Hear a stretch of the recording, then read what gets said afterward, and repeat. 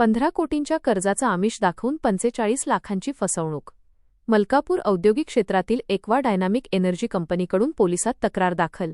मलकापूर औद्योगिक क्षेत्र परिसरात असलेल्या aqua dynamic green energy private limited या कंपनीच्या संचालकांना अहिल्यानगर येथील डायनामिक फायनान्स कन्सल्टन्सी अहिल्यानगरच्या प्रतिनिधींनी आम्ही तुम्हाला 15 कोटींचं कर्ज मिळवून देतो असं सांगून 45 लाख रुपयांची फसवणूक केल्याची तक्रार एक्वा डायनामिक ग्रीन एनर्जी कंपनीच्या संचालकांनी 26 एप्रिल 24 व 26 जुलै 20 रोजी केली आहे.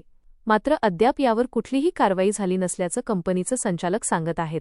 रात्रीचे 3:07 2025 रोजी आरटीजीएसद्वारे अहमदनगर येथील डायनामिक फायनान्स कन्सल्टन्सी या कंपनीला 45 लाख रुपये देऊनही त्यांनी ठरल्याप्रमाणे 15 कोटीचा कर्ज मंजूर केलं नाही. दिलेली रक्कम परत मागितली असता उडवाउडवीचे उत्तरे मिळत आहेत असंही एक्वा डायनामिक ग्रीन एनर्जी कंपनीचं म्हणणं आहे. 3 महिने उलटूनही पोलिसांनी कुठलीही कारवाई केली नसल्याने संबंधित कंपनीने आता पोलिसांच्या उच्च अधिकाऱ्यांकडे तक्रार केली आहे. मी अमित प्रभाकर राणे, संचालक aqua dynamic green energy private limited Malkapur.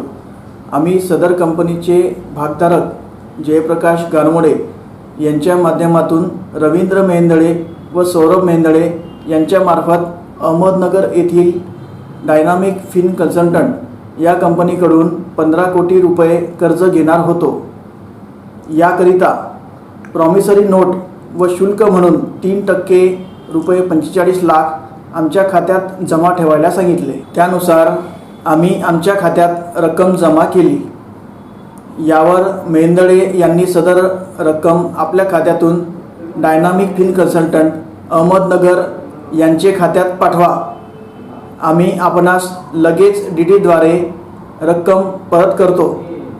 आम्ही विश्वास ठेवून सदर रक्कम त्यांना पाठवली, परंतु ना आमचे लोन मंजूर झाले ना आम्ही दिलेली रक्कम आम्हाला परत मिळाली.